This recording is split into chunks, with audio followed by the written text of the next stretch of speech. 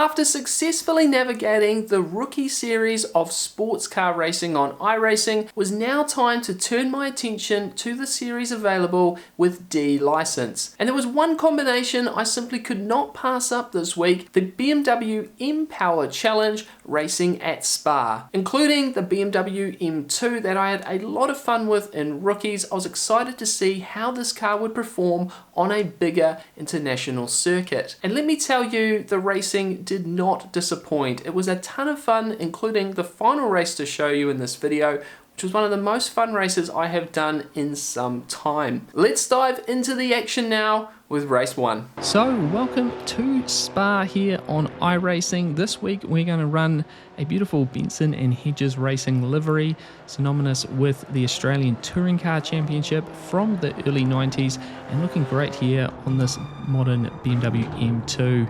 First qualifying session, and things are going to go quite nicely for me in this one. We come around the final corner here to come through and set a 2 minute 37.4 on our first flying lap, and that is going to be good enough for pole position in our first race here at Spa.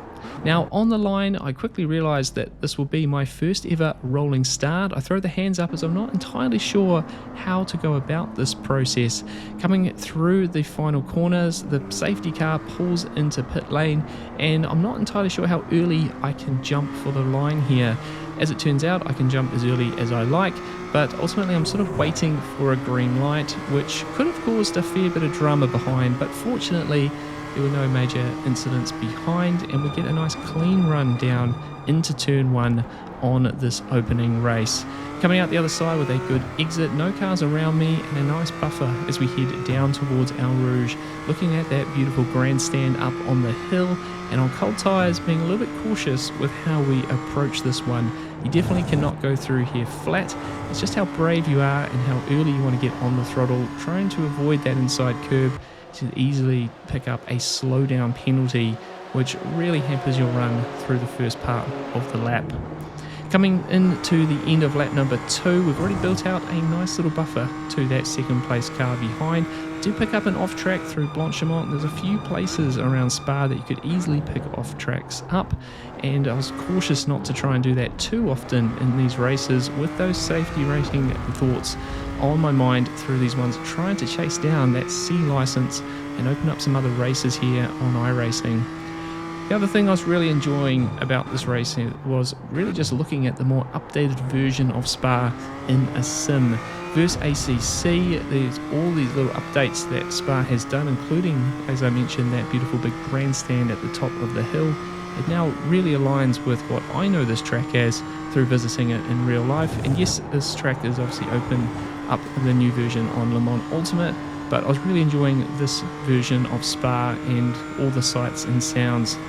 Now my gap behind was going to grow on this particular lap with a slowdown penalty for the second place car, and ultimately that just made things very simple for me for the rest of this one, running through some nice clean, no pressure laps, a bunch of 2 minute 37s in race trim as well, so I was certainly confident with some of the pace that I had. And despite it being a split 2 race, I felt that potentially would be competitive even in higher splits. Coming out of the final corner to go through and pick up my second iRacing win. Felt really good to collect one here at Spa, and just really enjoying this little BMW M2. It's such a fun car to drive, slowly working it out, and one incident point meant some good safety rating on the board as well. Race number 2 and qualifying wasn't all going to go my way this time.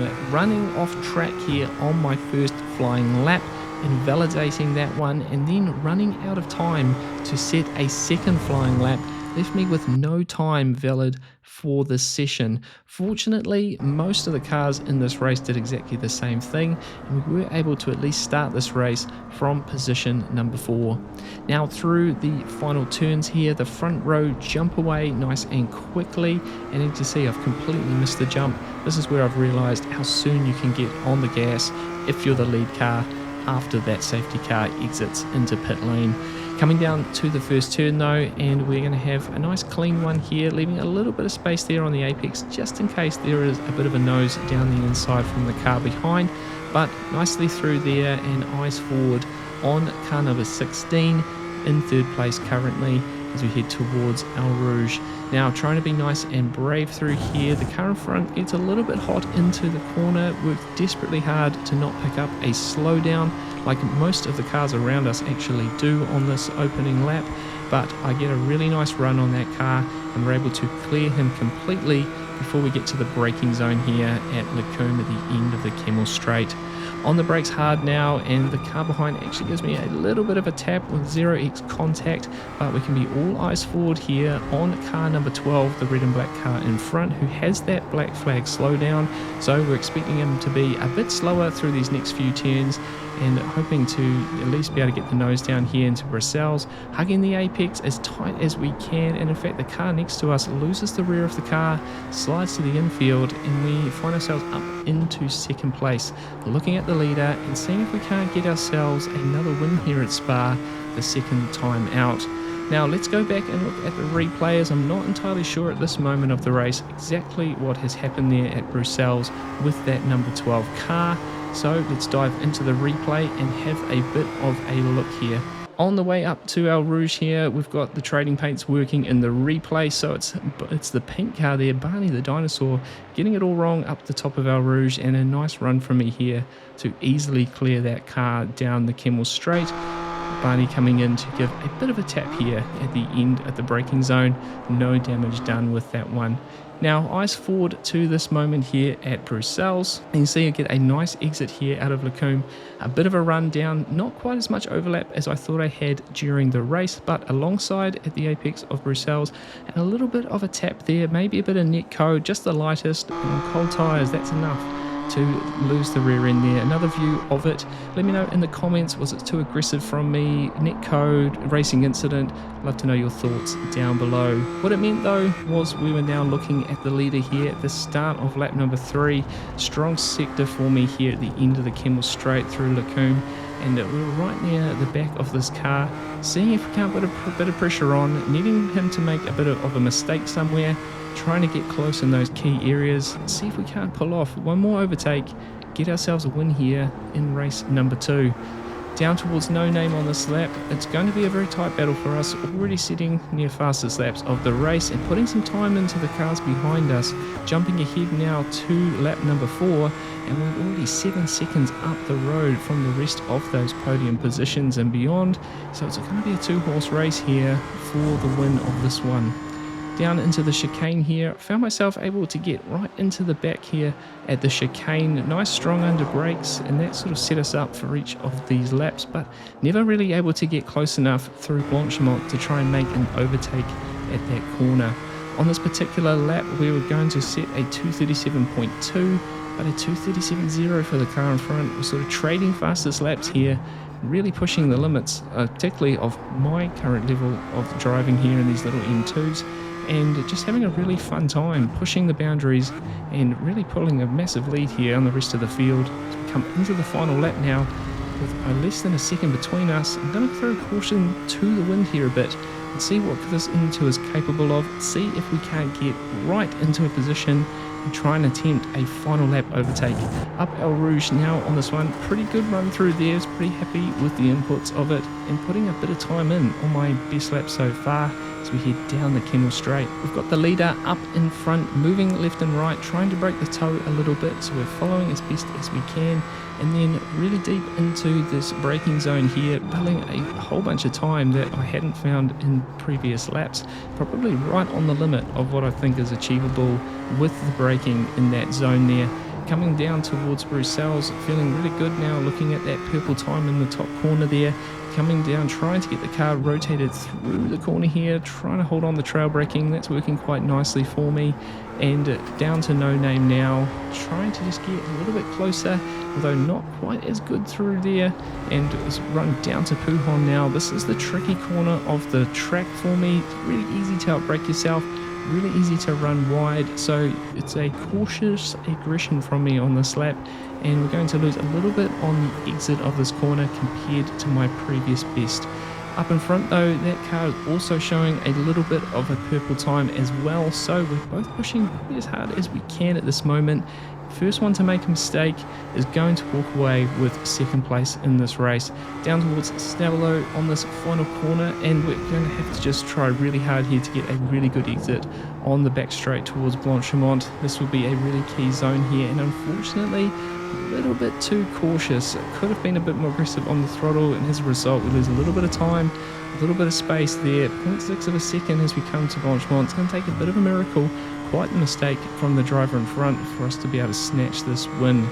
However, we're going to give our very best shot here. We actually pick up an off track on the entry to Blanchimont, which is a really silly one to have, and then a big lunge here into the final corner, just closing up behind. It's just nowhere near close enough to try and attempt a pass there into that final chicane, and as a result we're going to come away and only be 0.3 of a second behind on the line, but settling for P2 and setting a 36 lap time for the first time at Spa.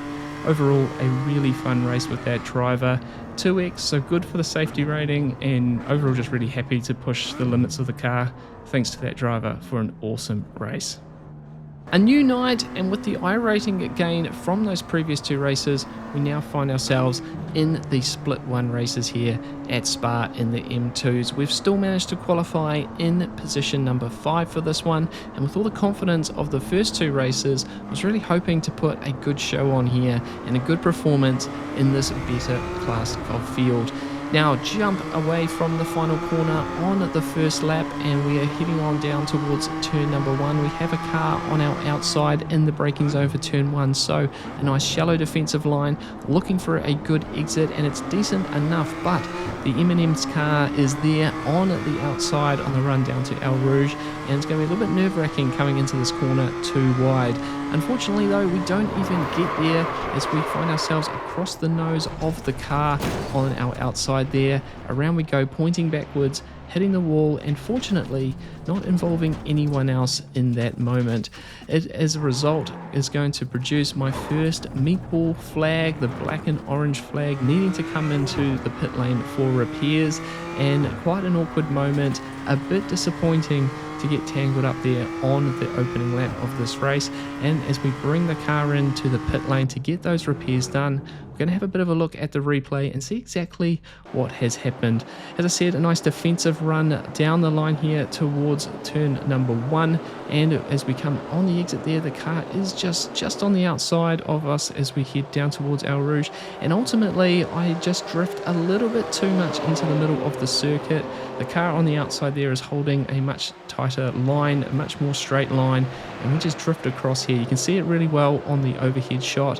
You can see, just look at the grid positions there, just drift a little bit to the left, and that's enough to tangle with the nose of the car on the outside there, and around we go, collecting the barrier, and fortunately not involving anyone else on board with that driver. You can see he's holding a nice line here, no big abrupt movements.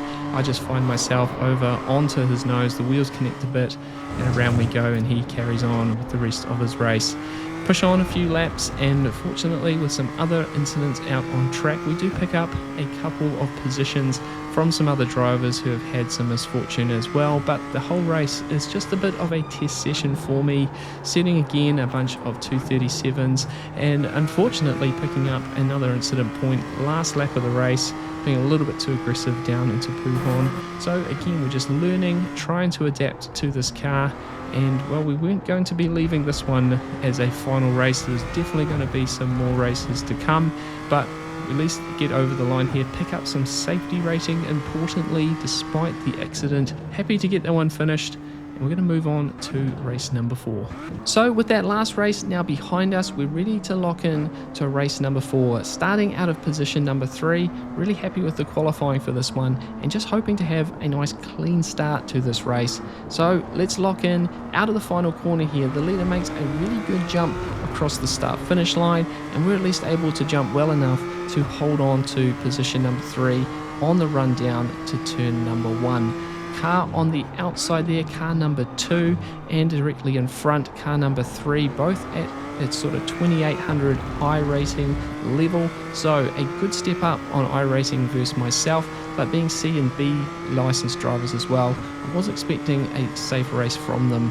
Fortunately, getting past the point we did in the previous race, up El Rouge and running on for the first time, and a decent run from myself allowing us to start closing in on that second place car. And it's going to be all eyes behind as well, because that really shiny chrome coloured number 2 is going to be all in the mirrors here through these opening laps. There's a lot to be looking into.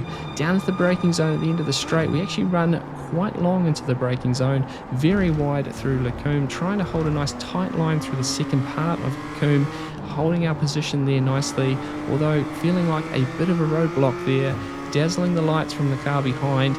He's looking at that opening gap in front, trying to find a quick way through, and we are able to at least hold on to position number 3 here. Down through No Name on this lap, it's again a scruffy one with a bit of a slide on entry, managing to catch it and get going again, but that gap to the car in front is growing, and we're sensing a bit of frustration from car number 2 behind. Through Puhon on this one, and we're trying to be cautiously aggressive, as I've said before. Not quite the best exit, and running it as wide as we can there on exit. More dazzling of the lights behind, and we're just trying to compose ourselves now. Try not to worry about that car behind, focusing on the task at hand, settling into my groove, because I know the pace is here to really hold on to, or be in contention here with these cars for this podium in this split one race. Now, as we come around the bottom of the circuit, run up towards Blanchimont now, a really key exit here, and it's a decent run from myself, but again that pressure is definitely there from the car behind, with about equal gaps now between in front and behind on the first lap, running through Blanchimont here. Really key one here on cold tyres. How brave can we be? Getting the car rotated as early as possible on the throttle here. We actually pick up a little off track again on the corner entry of Blanchimont, so I'm really going to have to work on that one going forward. But deep under brakes here from myself and car number 2 means we're pretty much line astern here through the last corner of the opening lap, and it's all going to be pressure on into this second lap here at Spa. The leader skipping away almost as expected, being 4,200 iRacing. So really the battle is already starting to form here between the 3 of us for these last 2 podium positions. Now, exit from the source, not as good from me. Gap in front grows a tiny bit, behind 0.4 of a second to car number 2 as we head into El Rouge here. And I was pretty confident with how I was approaching El Rouge in my races. So I was just trying to do what I knew I could do in this car, and so far that was working out. Wide for the car in front through there, so a bit of a run here down the Kemmel Straight towards the Lacombe on this second lap. He runs a defensive line here, so we're going to sort of go to the racing line, not deep enough or close enough to try and go around the outside through Lacombe.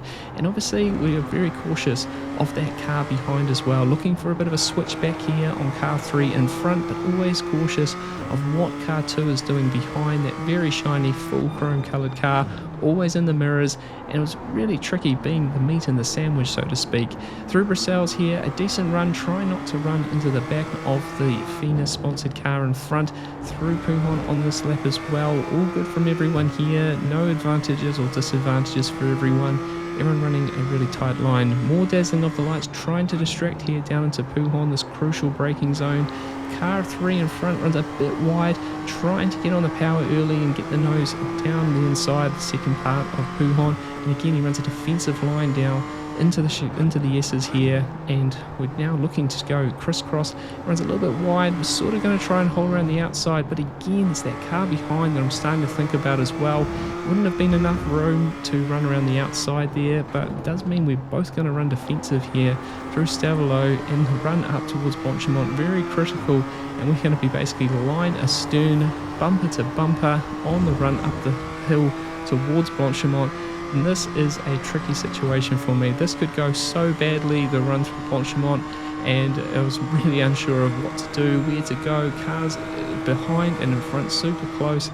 I'm going to try and get through here as best as we can. Now the car in front goes deep and long and wide, and I've had to check up to avoid contact on the corner exit of Blanchimont, and fortunately the chrome car behind does not get into the back of me as well. So really tight racing here. It's fun, it's clean. I'm having an absolute ball at this stage, running so close with these cars behind, and it's a really good test for me, my car positioning, understanding the limitations of where the car's at. And again, just having such a blast here on these opening laps. A little bit of contact there on the braking zone of turn 1 with car 2, running him really as close as I can to the outside of the circuit there through turn 1. Again, more dazzling of the lights. He's really trying to put the pressure on here as we get into lap number 3, hoping for a good run up the hill once again. I'm a little bit over the limit on this lap, fortunately not picking up a slowdown, and he's a little bit more cautious behind, so he's not going to get the run that he probably should have on that lap. And a little bit of a slipstream effect from that car in front as well is going to pull us both along here.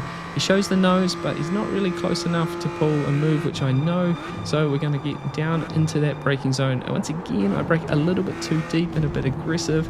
We try and hug as much of that inside curve as we can through the second part of Lacombe, and I was really expecting him to fire around the outside there, although he was actually looking for the crisscross there, so we actually end up covering that one off. And once again, we somehow are still holding on to this P3 position, although the pressure is really mounting. I'm driving a little bit scrappy here, coming through no name turn 12 on this lap number 3. I really am feeling the pressure. Once again, I've really got to lock in and try and compose myself from that pressure behind. Unfortunately, we go one mistake too many, going way too deep into the braking zone at Puhon, running plenty wide, and that is easily going to be enough for that chrome car number 2 to slip up the inside and take that position number 3 away from me. But really fun opening laps here with these two cars in front, and it's not over yet. There is still more racing to be had, and in a lap later you see I'm still sitting here behind these cars a little off the back,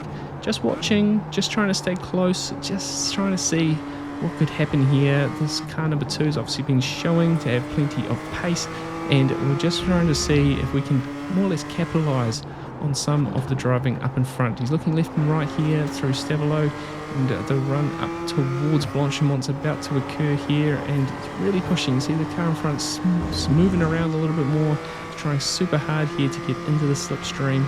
Really crucial part of the circuit here up towards Blanchemont, and we're only 0.4 of a second behind. He's bumper to bumper with that car 3 in second place, so we're just going to see what we can achieve here. Decent run through Blanchemont, wide for car 3 through there as we head down towards the chicane, and he's going to take the defensive line, car 3, so car 2 is going to try his luck around the outside, and I'm going to just sort of hold back and see how this one unfolds. A little bit of a run out of the final corner. We're still all just bumper to bumper here, half a second between us as we start lap number 5, 4.5 minutes to go in this race. Showing the nose a little bit into the braking zone at turn 1, looking for a really good exit. It's in fact car number 2 that gets a bit of a slide there on the exit of La Source, and it's at this moment with 4 minutes to go, I kind of feel like I've followed for a few laps and we're going to get stuck in and try and see if we can get more involved with these two cars up in front, see if we can't grab back that P3 position by the end of the race. Trying to have a good run up the hill at El Rouge there, not quite as good, a little bit of a slide directly under the rear bumper of that chrome car, and in the slipstream here down towards the Kemmel Straight, and this section has been typically stronger for me, so we're going to give it a bit of a nudge here to see if we can't get right on the bumper. Unfortunately, we've outbraked ourselves a tiny bit once again, so this battle intensity is something I'm really going to have to work on. I'm just a little bit too aggressive with the inputs, and it's really bitten me a couple of times in this race. Not terribly, but enough to just lose position, lose a little bit of time as we come into the final lap here, now a second off those cars. However, there could be one final twist to this story, with up in front a couple of lapped cars who potentially might be getting involved in awkward times with these two cars that are directly in front, and that might really bring me back into this final battle through this final lap. A really untidy run through El Rouge for car number 2 directly in front, so already we're starting to make some gains here. We get down towards the end of the Kemmel Straight, and now those back markers are really in amongst these cars directly in front. As we get into Lacombe, you can see that car number 3 in second place there has already cleared one of those back markers, but as we exit Lacombe, this is going to be a really tight moment here. Car number 2, it has to avoid a out of control car that was directly directly in front, and we're going to look back on the replay to just see how close that absolutely was. This car now in front of me goes wide at Brussels to more or less let me through, and we head down towards turn number 12. We gained a little bit on these cars in front through that, but ultimately we're all just very fortunate to not get tangled in them. Here we are on the replay here. You can see he's making a move on one of the first back markers, but it's the back marker at the very front who's just completely out of control. And if we take on board here with car number 2, just how close he was to getting sideswiped there on the run down to Brussels. So very fortunate to get away with it. And one final story to be written here. Car number 2, full send through Blanchimont, running wide, taking a track cut, trying to get onto the back of car number 3 in second place. Launches one, sends one around the outside here, but it just goes way too deep. That allows me to climb right back up onto the rear bumper here through the final corner. No chance of an overtake for me, but fittingly, we more or less all finish together as we have done all race.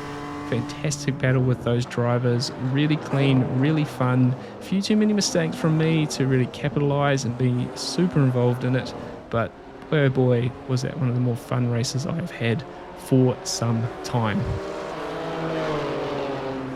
So once again, iRacing has produced an excellent experience for me this week with both fun and competitive races. That last race particularly was some of the most fun that I have had in the sim. Overall, it's another positive for me in terms of ratings. We are up to 1,922 iRating, but more importantly, 3.69 safety rating as we quickly try and progress to the Fast Track 4.0 number to get us to C license. But if you enjoyed this video, please give it a big thumbs up as well. As always, any tips, tricks, comments, anything you'd like to say, please, I'm all ears in the comments section. You guys have been really helpful with some advice these first few videos, and I hope that I'm showing that I'm trying to put that into action out there on track. As always, thank you so much for watching. Race hard, stay positive.